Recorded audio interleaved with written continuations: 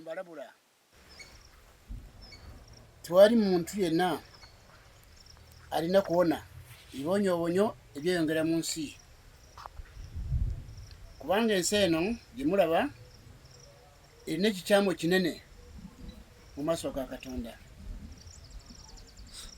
Kino kankiddemu mbategeeza nti tewali muntu yenna alina kuwona ibonyoobonyo ebyeyongera mu nsi kati kubanga ensi eno erina ekikyamu mu maaso ga Katonda. Mbategeeza abandaba omulimu gwa Katonda teguyinza kudowonkana ku nsi eno mu nsi eno abantu bali mu nsi ne bafuna emirembe tekisoboka. Mbategeeza nti wenjogalira wano naawe mukiraba eyo amazima gali nti kati teri mirembe ku nsi mu mitima gy'abantu mu maka ne mu mawanga gonna kubanga ensi erina ekikyamu nga mbategeezeza olw'ekizibu kimu nti omulimu gwa Katonda gwe yaleeta ng'atuma Yesu Kristo ku nsi gwadobonkana. Enjiri ya Yesu Kristo yennyini yakyamizibwa era amadiini n'amakanisa gali mu nsi kati tegali mu kkubo lya Katonda. Ekyo nkibategeeza bulijjo. Kyekivuddeko akabasa kyekireetedde ensi yonna okuva mu mbeera obubi bw'omuntu ne bweyongera ku nsi n'ebizibu ne byeyongera mu nsi. Mbategeeza nti kizibu ekiriwo ekinene abagoberezi ba Yesu Kristo bali mu nsi kati bakyama. Kyo nkyogerako era nkyakyogerako. Akabonero k'okukyama kwabwe mulina kugagoberera. Mwenna abampuliriza abasinga obungi mu Uganda bagoberezi ba Yesu Kristo. Naye mbategeeza nti waliwo okukyama okugenda mu maaso mu nsi yonna okw'abagoberezi ba Yesu Kristo. Okukyama kwabwe kulina obubonero bubiri bukulu. Newankubadde kukyama kugazi naye obubonero bubiri bwe bulaga okukyama kwabwe okugenda mu maaso ku nsi. Ekisooka kyekibi kyokwawukana kiri mu bo, enjawukana ziri mu bo. Bano bakatuliki, bano baprotestanti, bano baseventiside, bano balokole bakayanja, bano babujingo, bano baserwadda, bano basenyonga, bano nga bwe mubalaba mu Uganda ne mu nsi yonna enjawukana zaabwe nga bwe ziri. Kabonero ka kukyama kwabwe. Akabonero k'okubiri abasumba ne bannaddiini abali mu nsi kati baamala dda okuwanyisa endagaano. Baagira endagaano ya Yesu Kristo y'okumusalaba yekisa ne bagidibya ne baranduka n'endagaano ya Musa, endagaano y'amateeka ga Musa eyakolebwa ku lusozi Sinaayi ne bagitabika mu ndagaano empya ne bagitabikamu Yesu. Kyeva mulaba sente zonna ze basolooza ku bantu abasumba ne bannaddiini basolooza mu bantu, ezo sente ezo Yesu Kristo taziragiranga mu ndagaano y'empya y'ekisa. Okukyama tulabye ekibi ky'enjawukana kino era kankigaziyeeko nkyogereko. Ekibi ky'enjawukana kiri mu bagoberezi ba Yesu Kristo mu nsi yonna ke kabonero akalaga nti okwagala kwa Katonda tekuli mu bo. Okwagala kuno tekutegeerekeka, tekumanyiddwa.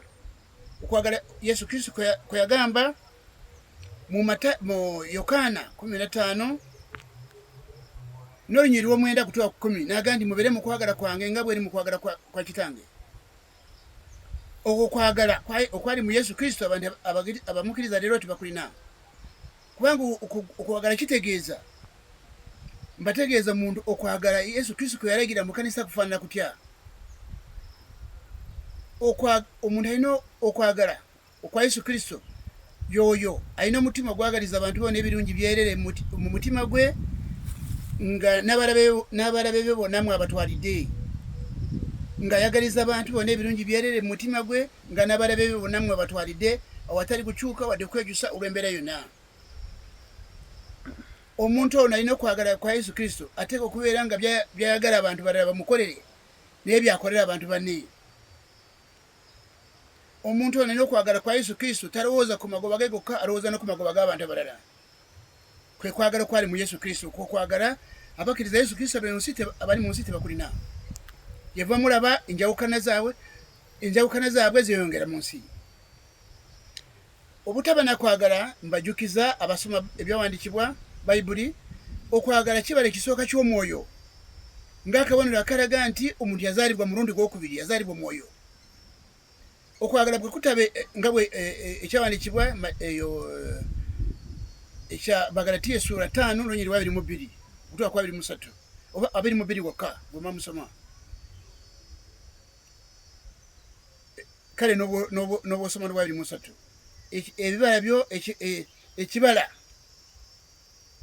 ekwagala kyekibala eky'omwoyo ekikakasa nti omuntu yakkiriza Yesu Kristo azaalidde omwoyo azaalidde omulundi gwokubiri atandise okubala ebibala by'omwoyo n'ekyo abakkiriza Yesu Kristo bali mu nsi bwe batebeera nakwagala ke kabonero akalaga nti tebazaalibwanga mwoyo tebazaalibwanga mulundi gwakubiri nedda kubanga n'okukumanya tebakumanyi ekyo nno kibaleetera okulemererwa okwagala nabokka nabokka ng'eteeka Yesu Kristo yalagira mu Yokaana enjiri essula 13 olunyiriri lwa 34 lwa 35 iryo teeka lyali lya kufuga abagolozi ba Yesu Kristo bonna abakkiriza Yesu Kristo bonna okwagalana nga bokka na bokka n'ensi n'ebalaba n'ebeewuunya ng'eraba okwagalana kwabwe kwanjawulo okuva ku nsi ku bantu b'omu nsi oyo teeka teribafuga kubanga okwagala kwa Katonda tekuli mu bo obumu Yesu bwe yayagala tebulina we butuula kubanga tebalina kwagala n'okwagalana tebakulina ekyawandiikibwa kya Yokaana essula 4 ebaliwa esooka essula 4 n'olunyiriri olw'12 n'olwa13 kale gutwako 14 kale osobola okubuukawo n'ogenda ku lunyiriri lwa 21 wojja gusanga nti eno kanisa abo bakkiriza Kristo bali mu nsi bakyama baabula kubanga enjigiriza Yesu Kristo tebagirina kyeva mulaba beesazeemu bayawukana nga bw'omulaba bonna bajjudde obukyayi bwerere n'olwekyo mbategeeza baseba ne banyabo abampuliriza tukukyamako abagalizi ba Yesu Kristo kuli mu nsi ekitundu ekyo ekisooka ekikwatagana n'enjawukana zaabwe tuzaakwata ekitundu kirala ekikwata kuwanyisa endagaano ekyawandiikibwa kya Bagalatiya essula 4 n'olunyiri okuva kwa 21 okutwala kwa 31 lulaga endagaano ebiri emu y'oku lusozi Sinaayi ey'amateeka ga Musa n'endagaano ekiikirirwa abakazi endagaano ezo ebbiri musonyeko endagaano ezo ebbiri endagaano ya Yesu Kristo n'eya Musa zikiikirirwa abakazi ba Ibulayimu ababiri omukazi Agali ne Saala kiikira endagaano mpyayikisa Agali akiikira endagaano y'amateeka ga Musa olwaleero amadiini amakanisa gali mu nsi kati gagoberedde Agali tegagoberedde Saala endagaano mpyayikisa kubanga mu ndagaano ya Yesu Kristo yekisa temulimu bino bitundu by'ekumi by'abasaba temuli okugaba okwo kwe mulaba kwe basoloozako ssente tekuliyo okukwaliwa ebyo bingi byali bya Musa okugaba kwa Yesu Kristo yajja na kulala okugaba kw'ekisa okutali kwa mu mateeka n'olwekyo bigambo bigazi mbategeeza nti entabwe eva ku kiri kyenasomesaako mu vidiyo endala nga mbategeeza nti waliwo omukisa gw'amawanga gonna Katonda gwasuubiza Ibulayimu Yesu Kristo gwe yaleeta ku nsi ogwali gwa kusobozesa abantu abakkiriza Yesu Kristo okunazibwako ebibi byabwe kubanga omukisa ogwo gwe nayogerako ogwogerwako mu mikolo gy'abatume essula 3 olunyiriri lwa 25 lwa 26 nga Peetero ajuliza ebigambo by'olubereberye 12 n'olunyiriri lwokusatu n'olubereberye essula 22 n'olunyiriri lwa 18 nga Peetero ajuliza abategeeza nti waliwo omukisa gw'amawanga gonna Katonda gwe yasuubiza Ibulayimu yali agutegeeza Abayisirayiri era ne bamutegeera mukisa ogwo omukisa ogwo gwali gwa kukyusa buli muntu mu bibye asobole kuzaalibwa omwoyo asobole kuzaalibwa omulundi gwokubiri abaye ebibala by'omwoyo ng'arambise mu kuba erinamutwala mu bulamu obutagwawo kati amadiini amakanisa agali mu nsi kati tegamanyi mukisa guno tegamanyi ekigambo ekyokuzaalibwa omwoyo nedda kyeva mulaba bonna tebalina njawulo n'abantu balala sibatuukirivu sibatukuvu nga bwe mubalaba bonna bajjudde empiiga bajjudde obubwereere bajudde mu lugube gw'ensi baagala ssente ez'obulimba zitali za Katonda. N'ekyo mbategeeza basiba ne banyabo nti Katonda tusobozese okutambula. Katonda basobozese kutambula n'obuwandiisi buno bwe nabo bwa 1998 okutuusa nga mutegedde muwone ekibambulira teri mirembe ekisobola kubeera ku nsi okutuusa nga mutegedde buwandiisi buno bwaka ku nsi 1998 erinze William Gaston Baguma. N'olwekyo mugoberere mwebale nnyo mubeere ddala.